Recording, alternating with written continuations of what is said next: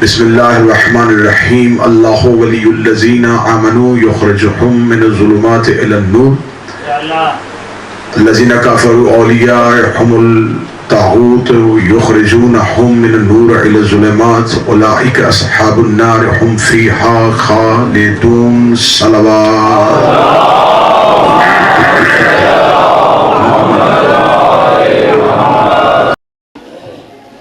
ایک بہت اہم باب جسے ہمارے منبر سے جب بھی بیان کیا گیا مصائب کی صورت میں کیا گیا،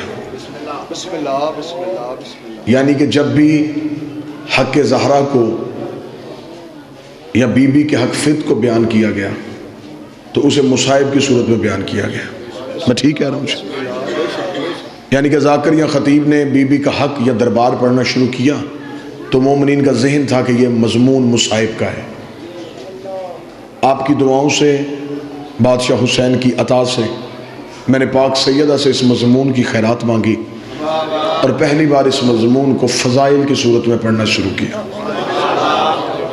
میں موضوع سے قبل آپ احباب کے سامنے سے گزارش کروں گا، میں پاک بی بی کی وکالت کا حق میں ادا تو نہیں کر سکتا، میری اتنی اوقات ہی نہیں کہ اتنے بڑے گھر کی وکالت کی جا سکے، لیکن میں اس مقدمے پہ ایسے ہی بحث کروں گا جیسے کہ حلالی وکیل اپنے مقدمے میں بحث کرتا ہے۔ اور میں گزارش کروں گا اگر کوئی اہل سنت میرے بھائی گفتگو کو سن رہے ہوں، جتنی دیر میں ممبر پہ گفتگو کروں ایک لمحے کے لیے اپنے آپ کو سنی بنا کے نہیں، شیعہ بنا کے نہیں، ایک مسلمان بنا کے میں جس کا کلمہ پڑھتے ہوں اس کی بیٹی کا حق آپ کے سامنے پڑھنے لگا۔ جیسا کہ مجھ سے پہلے واجب الاحترام قابل صد احترام میرے برادر جناب شرازی صاحب نے بیان فرمایا، قتل حسین کی وجہوں میں سے ایک وجہ امام حسین علیہ السلام کے کربلا میں جو خنجر کربلا میں چلا یہ سقیفے میں تیز ہو چکا تھا۔ نبی کے جانے کے بعد ایک بہت عظیم تبدیلی، ایک بہت بڑی تبدیلی آئی رسول کے جانے کے بعد۔ رسول کے جانے کے بعد امت میں اور اہل بیت میں ایک جھگڑا ہوا۔ رسول کے جانے کے بعد امت میں اور اہل بیت میں ایک جھگڑا ہوا اور اس جھگڑے کی وجہ تھی ایک جائیداد، ایک جاگیر۔ اس جاگیر کو اہل بیت کو اس جگہ کی ضرورت نہیں تھی، لیکن نبی کی بیٹی نے اس انداز سے جنگ لڑی ہے کہ رسول کی بیٹی نے اسلام کے لبادے میں چھپے ہوئے منافقوں کو ظاہر کر دیا۔ اب ہمارے بچے اکثر اس چیز سے بے خبر ہیں کہ یہ ایک باغ تھا جو رسول کی بیٹی لینے کے لیے گئی۔ میں پہلے وضاحت کروں، اسے فدق بھی بولتے ہیں، فتق بھی بولتے ہیں، دو طریقے سے اس لفظ کو بولا جا سکتا ہے۔ اگر آپ عربی اعتبار سے بولیں گے تو اسے فدق بولیں گے، اردو اعتبار سے بولیں گے تو اسے فدق بولیں گے۔ یہ فدق ایک باغ نہیں، اس کے اندر 7 باغات تھے۔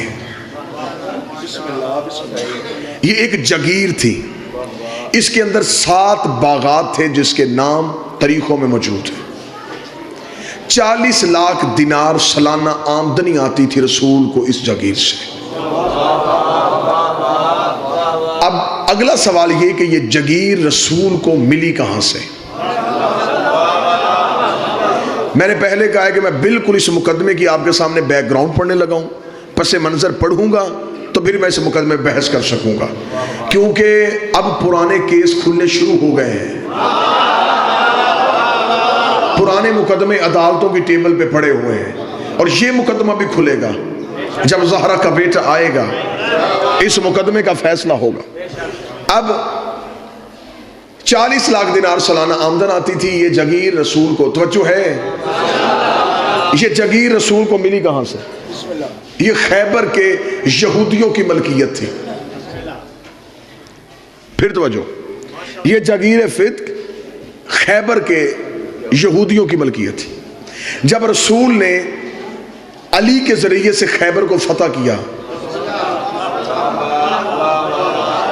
قلعہ کموس پہ اسلام کا پرچم سر بلند کیا، مجھے اس ممبر کی عزت قسم میں باوضو ہوں، 2 سال کی محنت ہے اس 1 گھنٹے کے مضمون پہ۔ رسول نے جب قلعہ قابوس پہ اسلام کے پرچم کو بلند کیا تو خیبر کے یہودیوں نے اپنی شکست کا بدلہ لینے کے لیے جب بھی اس جگیر سے کوئی تجارت کے قافلے گزرتے یہ ان قافلوں کو روٹ مسلمانوں کو علیحدہ کرتے، پہچان کے مسلمانوں کو قتل کرتے۔ قافلے لوٹ کے قتل کرنا کافروں کی پرانی عادت ہے، قافلے روک کے پہچان کر کر کے مارنا، یہ خیبر کے کافروں سے چلا۔ یہ ان میں سے اس تجارت کے قافلے میں سے مسلمانوں کو نکالتے، جو جو مسلمان ہوتا اسے قتل کر دیتے۔ خبر مدینے پہنچتی گئی کہ خیبر کے یہودی اس شکست کا بدلہ لینے کے لیے وہاں پر مسلمانوں کو قتل عام کر رہے۔ دوسری بار خیبر میں رسول نے پھر علی کو بھیجا۔ مولا علی خیبر میں ایک بار نہیں، علی 2 بار آئے۔ جب دوسری بار مولا علی آئے تو مولا علی نے خیبر میں پہنچتے ہی یہودیوں کے عمائدین کو، عمرہ کو، ان کے علماء کو اکٹھا کیا۔ اکٹھا کر کے مولا علی نے خطبہ دیا۔ علی فرمایا دیکھو، اگر تو تم مرہب کے قتل کا بدلہ مسلمانوں کے قتل سے لے رہے ہو، میں علی آج تمہارے سامنے اس لیے آیا ہوں کہ مرہب کو مارا ہے میں نے، اگر بدلہ لینا ہے تو مجھ سے لو۔ اگر تم جنگ کرنا چاہتے ہو تو یہ سوچ کے آنا کہ ہاتھ بھی وہی ہے، تلوار بھی وہی ہے، میں علی تم سے لڑنے کے لیے تیار ہوں۔ لیکن دیکھو، آج میں مجاہد بن کے نہیں، مبلغ بن کے آیا ہوں۔ آج میں تمہیں تبلیغ اسلام کے لیے آیا ہوں کہ اب بھی مان جاؤ کہ مدینے والا رسول سچا ہے۔ اگر نہیں، اگر جنگ کرنا چاہتے ہو تو میں جنگ کرتا ہوں۔ انہوں نے مولا علی سے تھوڑا ہی وقت مانگا کہ ہمیں سوچنے کا وقت دیا جائے۔ انہوں نے اس مہلت میں سوچنے کے بعد علی سے کہا کہ اے علی، جو ہو چکا اس کی ہم معافی چاہتے ہیں، آئندہ اس علاقے میں مسلمانوں کا قتل نہیں ہوگا، لیکن جو ہم نے قتل کر چکا، جو ہم خون بہا چکے، ہم اس کی معافی کے ساتھ اس کا جزیہ دینا چاہتے ہیں۔ ہمارے جتنے، یہ تمہید میں آپ کے سامنے پڑھ رہا ہوں، میں ابھی مقدمہ آپ کے سامنے بی بی کا پڑھوں گا، ہمارے جتنے سکنی مکانات جن میں ہم رہتے ہیں، اس کے علاوہ ہماری فدق میں جتنی بھی جگیر ہے، یہ ہم مسلمانوں کے رسول کو دیتے ہیں، مسلمانوں کو نہیں، مسلمانوں کے رسول کو دیتے ہیں۔ مولا نے ان سے ایک معاہدہ لکھوایا، انہوں نے ایک معاہدہ لکھا، اپنے دستخط کیے، مولا امیر نے اپنے دستخط کیے، علی وہ معاہدہ لے کے مدینے پہنچے، رسول کا کے سلام کیا۔ سلام کرنے کے بعد علی نے کہا کہ یا رسول اللہ مبارک ہو، معافی بھی مانگی ہے، جگیر بھی تمہیں لکھ کے دے دی ہے۔ یہ میں نے آپ کے سامنے بڑے مختصر سے لمحات میں اس جگیر کا پس منظر پڑھا۔ اب اس مقدمے میں بحث کرتے ہوئے میرا پہلا سوال ہر غیرت مند مسلمان سے یہ ہے، اگر اس جگیر میں امت کا حق تھا، اگر اس جگیر میں امت کا حصہ تھا، 7 ہجری میں خیبر فتح ہوا، 11 ہجری میں رسول زہرم دنیا چھوڑی، اگر اس جگیر میں مسلمانوں کو کوئی حق تھا، 4 سال نبی نے دیا کیوں نہیں؟ اگر اس جگیر میں مسلمانوں کا حصہ تھا تو 4 سال مسلسل اس جگیر کی آمدن رسول کو ملتی رہی، رسول نے اس میں سے امت کو حق کیوں نہیں دیا؟ اگر آپ نہیں سمجھ سکے تو یہ نبی وہ ہے کہ بحرین سے مال خراج آیا، اہل سنت کتابوں میں لکھا جب بحرین سے مال خراج آیا، صحابہ نے اونٹ مسجد نبی کے باہر کھڑے کیے، رسول سے کہا یا رسول اللہ بحرین سے مال خراج آیا، رسول نے کہا چراغ روشن کرو اور مجھے وہ فرشتے دو جس میں بیواؤں، مستحقین اور یتیموں کے نام ہیں۔ چراغ روشن کیا گیا، رسول نے صحابہ سے کہا وہ بوری اٹھا اس بیوہ کے گھر چھوڑ کیا، وہ بوری اٹھا اس غریب کے گھر چھوڑ کیا، وہ بوری اٹھا اس یتیم کے گھر چھوڑ کیا۔ صحابہ نے کہا یا رسول اللہ رات آدھی ہو چکی ہے، سنی کتاب میں لکھا ہے، صحابہ نے کہا یا رسول اللہ رات آدھی ہو چکی، اگر آپ حکم فرمائیں صبح اذان کے بعد، نماز کے بعد جب سورج طلوع ہو جائے گا آپ جہاں چاہیں گے ہم پہنچا دیں گے۔ رسول نے کہا تم میں سے کوئی ایک صحابی بھی ایسا ہے جو اس بات کی ضمانت دے کہ کل تک محمد زندہ رہے گا، کل تک محمد زندہ رہے گا؟ انہیں ہاتھ جوڑ کے یا رسول اللہ آپ نے خود ہی تو کہا ہے کہ ایک لقمہ کھاؤ تو اتنا بھی یقین نہ کرو یہ حلق سے نیچے اترے گا بھی نہیں اترے گا۔ رسول نے کہا تم میری ایک رات کی ضمانت نہیں دیتے، میں اتنے غریبوں کا حق اپنی گردن پہ رکھ کے کیسے سو سکتا ہوں؟ تم میری ایک رات کی ضمانت نہیں دیتے۔ اب میرا پہلا سوال ہے، جو نبی کسی غریب کا حق ایک رات نہیں رکھتا تھا، اس نے فدق 4 سال اپنے پاس کیسے؟ جس نے کسی غریب کا حق ایک رات نہیں رکھا، 4 سال مسلسل یہ جگیر رسول کے پاس ہے. توجہ ہے میری بات کی طرف؟ رسول اس جگیر سے جو آمدن آتی رکھتے نہیں تھے. بیت المال میں مسلمانوں کو، غربا کو، یتیموں کو، مسافرین کو ان کے حصے بانٹ دیے جاتے. خدا نے فوراً قرآن کی آیت بھیج دی، میرا حبیب اپنی ایک قریبی عورت کو اس کا حق دے. میں ویڈیو کیمرے کی موجودگی میں تفسیر در منصور، تفسیر کبیر، تفسیر روح المعانی، تینوں تفاسیر اہل سنت کی ہیں.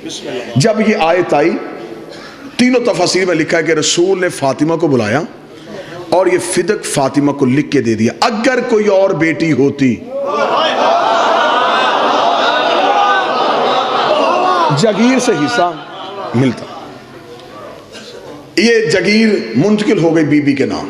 بی بی کے نام جب یہ جگیر منتقل ہو گئی، شریف باپ کی شریف بیٹی نے جیسے باپ تقسیم کرتے تھے ویسے ہی میری مخدومہ نے اس مال کو تقسیم کرنا شروع کیا. نبی کے جانے کے بعد جب حکومت پہ قبضہ ہوا، منبر علی کے پاس تھا، قبضہ حکومت پہ ہوا تھا. جب تخت پہ قبضہ ہوا، اب یہ بیٹھ تو گئے، بیٹھ کے اب بادشاہ یا حاکم بننا اتنا آسان کام نہیں تھا. حکومت چلانا ایک اہم ذمہ داری تھی. صرف تخت پہ بیٹھنا ہی کام نہیں تھا، وہاں بیٹھ کے فوجیوں کی تنخواہیں، لشکروں کے خرچے، بیت المال میں خزانہ ہونا چاہیے، آپ نے جن کے وظائف مقرر کیے ہیں ان کو وظیفے ملنے چاہیے. یہ سارا کچھ کرنا اس دور کے حاکم کی ذمہ داری تھی. اب یہ بیٹھ تو گئے لیکن یہ سارا سسٹم چلانا ان کے لیے مشکل ہو گیا. انہوں نے کہا یہ سارا سسٹم ہم کیسے چلائیں گے، ہم یہ تنخواہیں کہاں سے دیں گے، ہم یہ وظائف کہاں سے دیں گے. دوسرے ملکوں سے سفیر آتے ہیں، ان کی رہائش کے بندوبست کرنے ہوتے ہیں، دوسرے ملکوں میں تبلیغ اسلام کے لیے اپنے اپنے وفد بھیجنے پڑتے ہیں. یہ سارا سلسلہ کہاں سے چلے گا؟ اب ذاتی لینڈ لارڈ تو تھے نہیں کہ گھر سے لا کے دین پہ خرچ کرتے.